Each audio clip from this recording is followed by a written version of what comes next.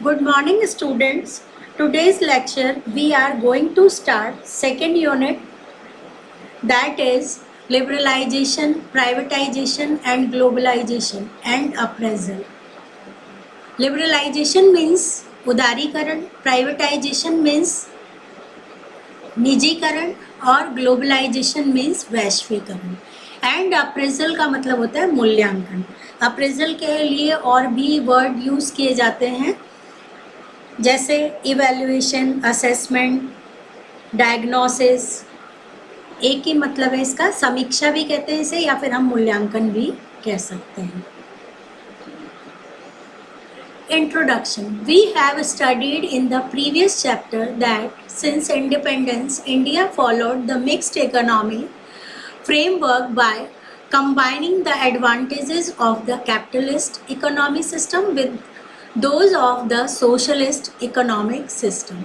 Some scholars argue that over the years, this policy resulted in the establishment of a variety of rules and laws which were aimed at controlling and regulating the economy, ended up instead in hampering the process of growth and development. बच्चों, हमने पहले chapter में ये पढ़ा था कि independence के time पे इंडिया ने क्या किया था। जब हम आज़ाद हुए तो इंडिया में हमने कौन सी पॉलिसी को अपनाया था। वो पॉलिसी थी हमारी मिक्स्ड इकोनॉमी की पॉलिसी, क्योंकि उस समय हमारी कंडीशन ये थी, पंडित नेहरू के बारे में हमने पढ़ा था, उन्होंने कहा था कि हम कुछ सेक्टर को कैपिटलिस्टिक वे से और कुछ सेक्टर को हम सोशलिस्टिक वे से ही रन कर सकते हैं। फुल्ली सोशलिज्म और फुल्ली कैपिटलिज्म हमारी कंट्री के लिए सही नहीं है। लेकिन कुछ लोगों ने ऐसा आर्ग्यू दिया है कि ये जो हमने पॉलिसी अपनाई थी मिक्स्ड की, इसमें इतने ज़्यादा नियम कानून बना दिए गए थे। ये लिखा हुआ है ना, the establishment of a variety of rule and laws, जिसके कारण क्या हुआ कि जो हमारा ग्रोथ होना चाहिए था या जो हमारी ग्रोथ होनी चाहिए थी या डेवलपमेंट होनी चाहिए थी, वो ग्रोथ और डेवलपमेंट तो ज़्यादा हो नहीं पाई, बल्कि उसमें हैम्परिंग मतलब बहुत सारे अवरोध, हैम्प कहते हैं बहुत सारी रुकावटों को, बाधाओं को, बहुत सारी बाधाएं हमारी कंट्री के अंदर या इकोनॉमी के अंदर हमें देखने को मिली। ठीक है। Others state that India, which started its developmental path from near stagnation, has since been able to achieve growth in savings, developed a diversified industrial sector which produces a variety of food and has experienced sustained expansion of agricultural output which has ensured food security. फिर उसके बाद हम देखते हैं बच्चों कि बहुत सारे हमारे स्कॉलर्स थे या थिंकर्स थे, उनका ये मानना था कि हम जो थे ना, वो हमारी ग्रोथ उतनी ज़्यादा नहीं थी, हम वैसे ही लेवल पे पहुंच गए थे जहां से हमने स्टार्ट किया था। क्यों? क्योंकि आपको मालूम है सेविंग जो होती है वो किसी भी इंडस्ट्रियल सेक्टर के लिए मतलब उसकी वैरायटी में और उसकी ग्रोथ में बहुत ज़्यादा बढ़त करती है। लेकिन साथ में ही इंडस्ट्री जो होती है वो बहुत सारी चीज़ों का उत्पादन भी करती है। फिर हम देखते हैं कि लगातार एग्रीकल्चरल फील्ड में प्रोडक्शन बढ़ तो रहा था, जिससे हमारी फूड सिक्योरिटी तो बढ़ रही थी, लेकिन हमारा इंडस्ट्रियल सेक्टर जो था वो बहुत धीरे धीरे ही विकसित हो रहा था। ठीक है।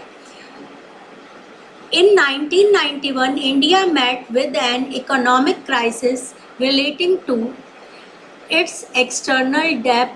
The government was not able to make repayments on its borrowings from abroad. 1991 second chapter तक हमने पढ़ा था। फर्स्ट यूनिट के 2 चैप्टर हमने पढ़े थे, जिसमें सेकेंड चैप्टर में हमने 1950 से 1990 तक का टाइम पढ़ा था। अब इस चैप्टर में हम 1991 की पॉलिसी, जिसे हम एलपीजी पॉलिसी के नाम से जानते हैं, उसके बारे में पढ़ रहे हैं। फिर 1991 में हम देखते हैं कि हमारे सिर पर जो फॉरेन से लिया गया पैसा था वो बोरोइंग हमारी इतनी ज़्यादा बढ़ गई थी कि हम उस बोरोइंग का रीपेमेंट नहीं कर पा रहे थे, जिसके कारण हमें अपने फॉरेन बोरोइंग के रीपेमेंट के लिए बहुत सारे पैसों की ज़रूरत थी।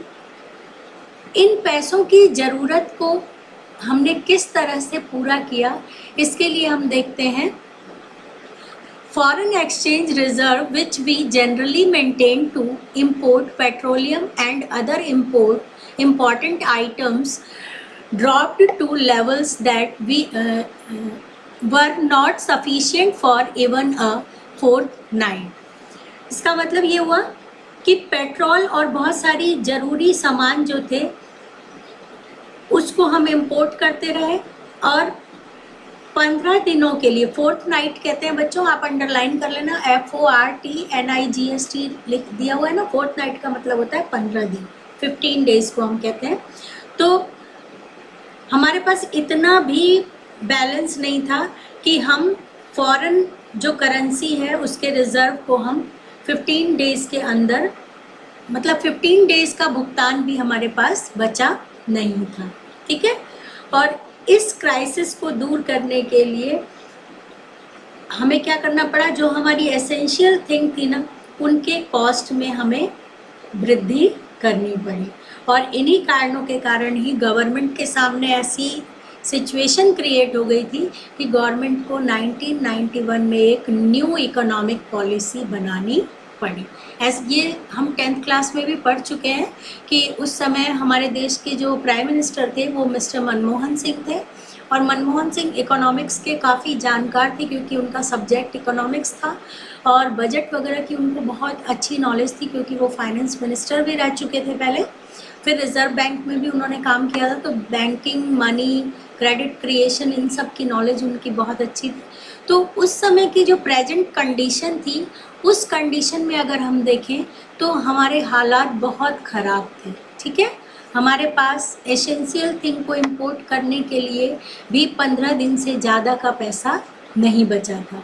तो इसके लिए हमारी कंट्री में एक नई पॉलिसी इंट्रोड्यूस की गई थी, ठीक है।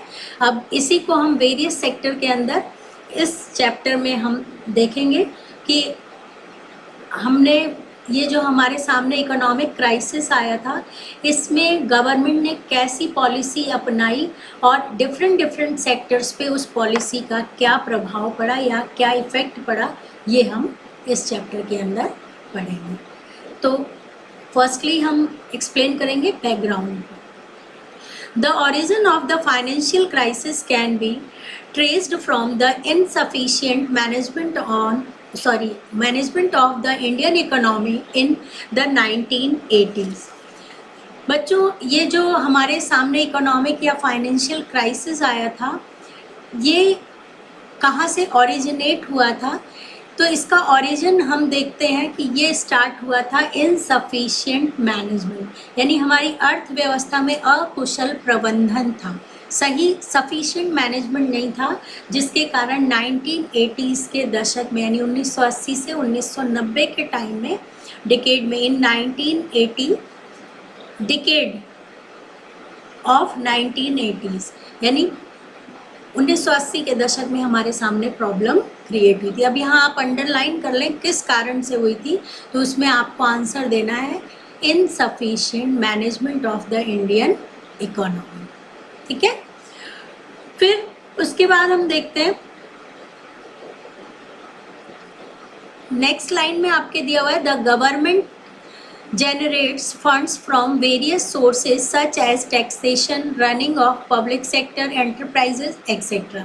और उस समय सरकार ने ये कोशिश की थी कि वो करों में वृद्धि कर दे और पब्लिक सेक्टर के जो एंटरप्राइजेज हैं उनमें भी बढ़ोतरी कर दे जिससे कि वो फंड जुटा सके, लेकिन ये फंड वो सफिशिएंट फंड जुटा नहीं पाई थी। When expenditure is more than income, the government borrows to finance the deficit from bank and also from people within the country and from international financial institutions। अब जब बच्चों आपको पता है की कमी होती है तो जो पब्लिक होती है वो क्या करती है, फंड जुटाने में हम इतने केपेबल नहीं थे, हमारी कंट्री केपेबल नहीं थी।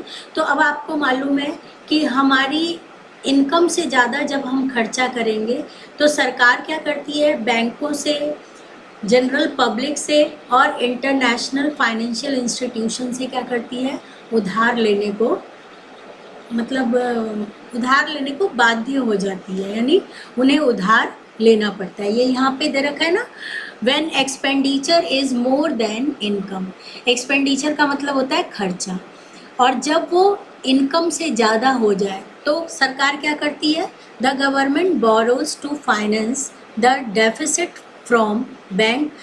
सरकार अपनी कमी को पूरा करने के लिए या अपने खर्चे को, बोझ को कंप्लीट करने के लिए क्या करती है, बैंक से उधार लेती है, एंड ऑल्सो फ्रॉम पीपल, जनता से उधार लेती है, और किससे उधार लेती है, इंटरनेशनल फाइनेंशियल इंस्टीट्यूशन, अंतर्राष्ट्रीय वित्तीय संस्थानों से, जैसे IMF का नाम सुना होगा आपने, International Monetary Fund, World Bank, इन सब से उधार लेती है। तो इस तरीके से वो अपने घाटे के बजट को क्या करती है, पूरा करने की कोशिश करती है। When we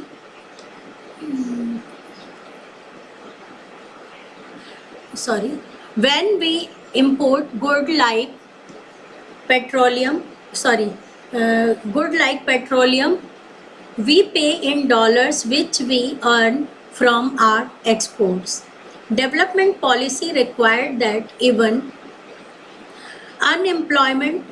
though the revenues were very low, the government had to overshoot its revenue to meet challenges like unemployment, poverty, and pollution explosion. The continued spending on development programs of the government did not generate additional revenue. Moreover, the government was not able to generate sufficiently from internal sources such as taxation. अब बच्चों आपको मालूम है कि वो अपने घाटे के बजट को कैसे पूरा करती है। फिर आपके ये लाइन दी हुई है कि उस घाटे के बजट को पूरा करने के लिए वो किन चीज़ों का इंपोर्ट करती है। आपको मालूम है हमें कच्चे तेल का आयात करने के लिए डॉलर में भुगतान करना होता है। यहाँ पे लिखा हुआ है ना, when we import goods like petroleum, हम जब पेट्रोलियम इंपोर्ट करते हैं तो हमें डॉलर में क्या करना होता है, पे करना होता है, ठीक है। फिर उसके बाद यही डॉलर हम क्या करते हैं, जब कोई प्रोडक्ट बनाते हैं तो कोई चीज़ को जब हम एक्सपोर्ट करते हैं तो हमें वापस वो डॉलर मिल जाते हैं। तो इस तरीके से रोटेशन चलती रहती है। कोई चीज़ इंपोर्ट करने पर हम डॉलर देते हैं और एक्सपोर्ट करने पर हम डॉलर लेते हैं। फिर इसके बाद हम देखते हैं कि इस टाइम पे गवर्नमेंट क्या करती है। जिस समय हमारा टाइम बहुत ख़राब था हमारी कंट्री का, उस समय हमें डेवलपमेंट पॉलिसी की ज़रूरत थी, क्योंकि हमारे पास क्या था, टैक्स बहुत, मतलब हमारा जो गवर्नमेंट का रेवेन्यू था, जिसे हम राजस्व कहते हैं, गवर्नमेंट की इनकम जो होती है वो रेवेन्यू कहलाती है। तो उस रेवेन्यू के कम होने पर हमारी कंट्री में बहुत सारी प्रॉब्लम क्रिएट हो गई थी। और वो प्रॉब्लम कौन कौन सी थी, अनएम्प्लॉयमेंट, पॉवर्टी और पॉपुलेशन एक्सप्लोजन, जिसे हम जनसंख्या विस्फोट कहते हैं। बहुत ज़्यादा हमारी पॉपुलेशन बढ़ गई थी, तो इस कारण हमारी कंट्री में बहुत ज़्यादा एक्सपेंडिचर हो गया था, जिसके कारण हमारी गवर्नमेंट की पॉलिसी जो थी वो सही तरीके से रन नहीं हो पा रही थी। और इसीलिए सरकार को क्या करना पड़ रहा था, सोसाइटी के अंदर बहुत सारे खर्चे करने पड़ रहे थे, यानी गवर्नमेंट के रिसोर्सेज बहुत ज़्यादा खर्च हो रहे थे सोसाइटी के ऊपर, और जल्दी से हमें उसका कोई अच्छा रिजल्ट भी देखने को नहीं मिल रहा था। इस कारण से हम देखते हैं कि हमारी कंट्री में गवर्नमेंट के सामने बहुत सारी प्रॉब्लम्स क्रिएट हो गई थी। When the government was spending a large share of its income on areas which do not provide immediate returns such as the social sector and defense, there was a need to utilize the rest of its revenue in a highly efficient manner. यही बात इसमें लिखी हुई है जो मैंने अभी अभी आपको बताई कि सरकार के पास जो सामाजिक क्षेत्र थे, जो सोशल सेक्टर थे, उस पर जो खर्चा हो रहा था, उस खर्चे से ये पता चल रहा था कि इजीली हमें कुछ रिटर्न भी नहीं मिल रहा है। इसीलिए ज़रूरत किस बात की थी कि गवर्नमेंट जो है वो अपने जो रेवेन्यू का रिमेनिंग पार्ट है उसको बहुत सोच समझ कर खर्च करे। ये है ना, it's revenue in a highly efficient manner, बहुत दिमाग से उसका खर्चा करे ताकि उनके ऊपर इकोनॉमिक बर्डन क्रिएट नहीं हो पाए। The income from public sector undertakings was also not very high to meet the growing expenditure. फिर एक प्रॉब्लम ये भी थी कि बढ़ते हुए खर्चों की को फुलफिल करने के लिए जो पब्लिक सेक्टर के फर्म्स थी ना, उनके पास बहुत ज़्यादा इनकम भी अर्न नहीं हो पा रही थी।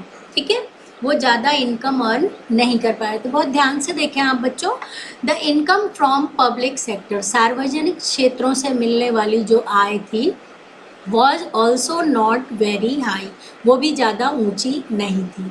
To meet the growing expenditure, मतलब खर्चे से बहुत ज़्यादा नहीं थी। At times are foreign exchange borrowed from other countries and international financial institution was spent on meeting consumption needs। और इसीलिए हमें ज़रूरत क्या थी, जब हमारे पास पैसा नहीं होता हम दूसरे से उधार लेते हैं, तो इसी कारण से कई बार हमें इंटरनेशनल इंस्टीट्यूशन से क्या ज़रूरत पड़ गई, फॉरेन करेंसी को लेने की ज़रूरत पड़ गई। ठीक है, और इन अनावश्यक खर्चों के रेफरेंस में नेक्स्ट लाइन दी हुई है, neither was an attempt made to reduce such profligate spending nor sufficient attention was given to boost export to pay for the growing import। और इसी कारण हम देखते हैं कि जो हमारे अनावश्यक खर्चे थे उसको कम करने का ना तो कोई प्रयास किया गया और ना ही जो लगातार हमारे इंपोर्ट बढ़ते जा रहे थे उसके लिए हमने कोई धन जुटाने की कोशिश की जिससे कि हम अपने एक्सपोर्ट को बढ़ावा दे सकें। इस लाइन को बच्चों आप दोबारा सुन लें।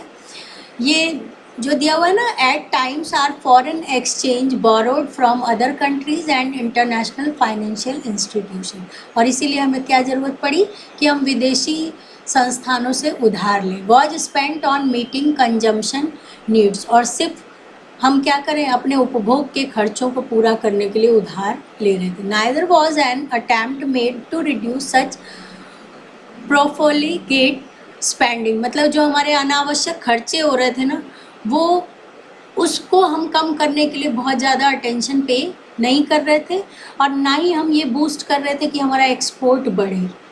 एक्सपोर्ट को बूस्टअप नहीं कर रहे थे हम, हमारी इंपोर्ट ग्रोइंग होती जा रही थी और एक्सपोर्ट कोई बूस्ट नहीं हो रहे थे, यानी बढ़ नहीं रहे थे। In the late 1980s government expenditure began to exceed its revenue by such large margins that meeting the expenditure through borrowings became unsustainable.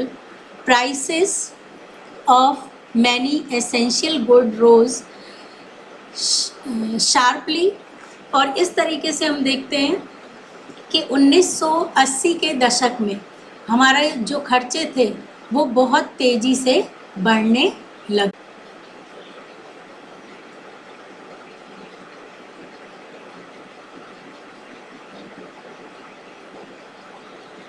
अब जो सरकार का खर्चा था वो 1980s के अंत तक क्या हुआ, इतना ज़्यादा बढ़ गया कि सरकार की जो रेवेन्यू थी यानी उसकी जो इनकम थी वो बहुत ज़्यादा हमें क्या देखने को मिल रही थी, सरकार की जो इनकम थी वो तो कम हो गई और गवर्नमेंट के खर्चे बहुत ज़्यादा हो गए थे, जिसके कारण उनके ऊपर क्या होता जा रहा था, ऋण बढ़ता जा रहा था। ठीक है, और ये ऋण जो था वो इतना ज़्यादा बढ़ गया कि हमारी जो एसेंशियल गुड्स थी उनकी कीमतें जो थी वो बहुत तेज़ी से राइज होने लग गई। यानी जो ज़रूरत का सामान था, लाइक फूड ग्रेन, पेट्रोलियम, ये सब चीज़ें जो थी वो बहुत तेज़ी से उनकी कीमतें बढ़ने लग गई। तो इससे हमारे सरकार के ऊपर खर्चा जो था वो बहुत ज़्यादा बढ़ गया था। और ऐसे में हम देखते हैं, पहले भी हमने पढ़ा, फोर्थ नाइट यानी 2 वीक का भी हमारे पास पैसा नहीं था कि हम इम्पोर्ट के पेमेंट के लिए 2 वीक का पैसा भी स्टोर करके रख सकें या फिर उसको चुका सकें।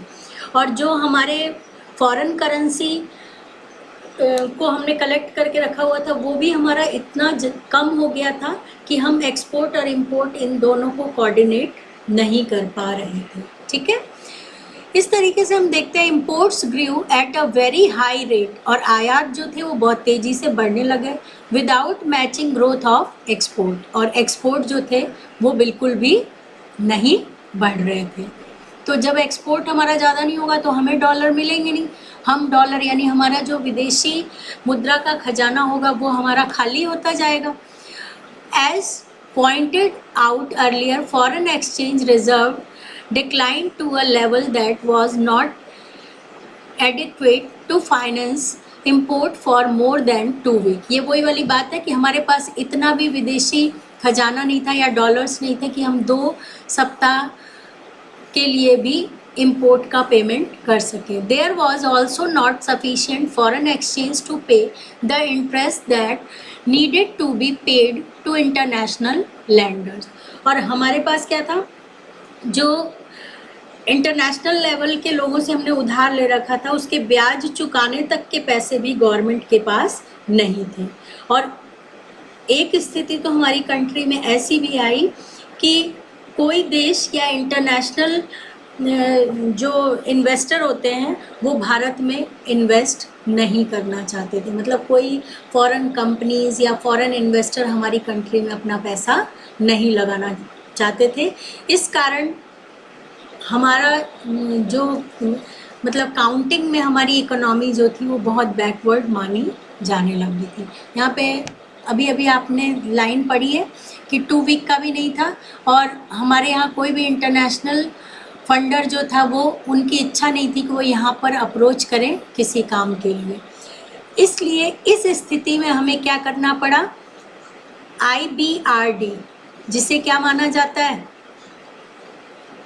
विश्व बैंक के नाम से जाना जाता है। अब इस लाइन को आप अंडरलाइन करें, वर्ल्ड बैंक की फुल फॉर्म क्या है, ये यहाँ पे आपके दिया हुआ है ना, needed international lenders also no country और international funder was willing to lend to India. India approached the International Bank for Reconstruction and Development. इसको आप पूरे को अंडरलाइन करें, इसका शॉर्ट फॉर्म जो दिया हुआ है एब्रीविएशन कहते हैं जिसे IBRD। ये आपके एग्जाम में 1 मार्क क्वेश्चन में भी आ सकता है।